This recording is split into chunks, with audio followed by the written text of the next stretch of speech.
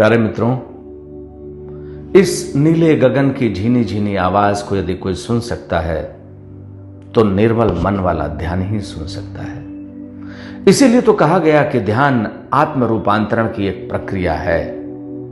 यदि एक साधक ध्यान की अतल गहराई में डुबकी लगाना चाहता है तो उसके अंतर मन को अत्यंत ही पवित्र और शुद्ध होना चाहिए। उसे अंतर्मुखी होना चाहिए। उसके जीवन की यात्रा परिधि की नहीं, इस दुनियादारी की नहीं, बल्कि केंद्र की तरफ उसे आत्मस्थ होना चाहिए। ध्यानम निर्विषय मनः, मन का विषय रहित होना ही ध्यान है।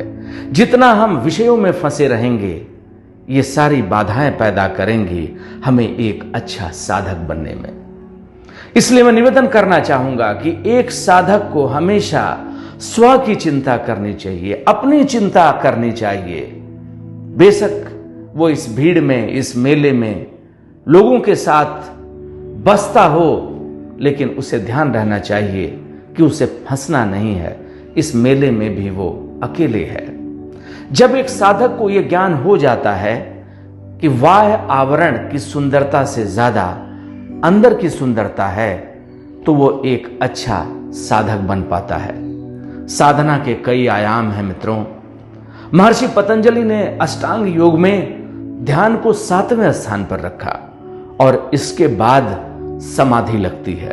उससे पहले यम नियम और कई चीजें हैं जिसकी प्रक्रिया से गुजरते गुजरते जब व्यक्ति ध्यान तक पहुंचता है और जब व्यक्ति ध्यानस्थ होता है, ये जान पाता है कि ध्यान क्रिया भी है, अक्रिया भी, और एक ध्यानी के लिए जीवन में क्या आवश्यक है। जब उस प्रक्रिया को वो अच्छी तरह से समझकर आगे बढ़ता है, तब वो समाधिस्थ होता है। समाधि लगना या एक ध्यानी होना इतना आसान कार्य नहीं है।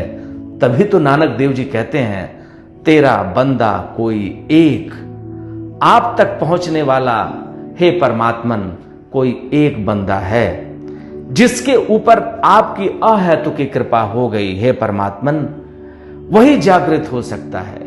और जो व्यक्ति ध्यानी होता है, हर सुबह उठ जाग मुसाफिर भोर भई की दस्तक देता है।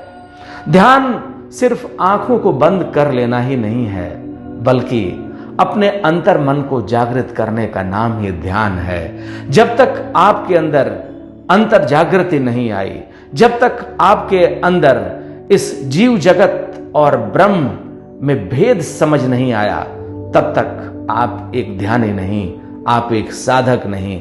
इसलिए साधक जितना सरल होता है, जितना सहज होता है, कहते हैं कि साधना में उतनी तेजी से वो आगे बढ़ता है। महर्षि रमण तो मौन में रहते थे, कुछ नहीं करते थे, लेकिन जाने माने साधक हुए। भगवान बुद्ध, जिनके बारे में कहा कि Buddha sitting under a tree doing nothing but he was the greatest creator of the world.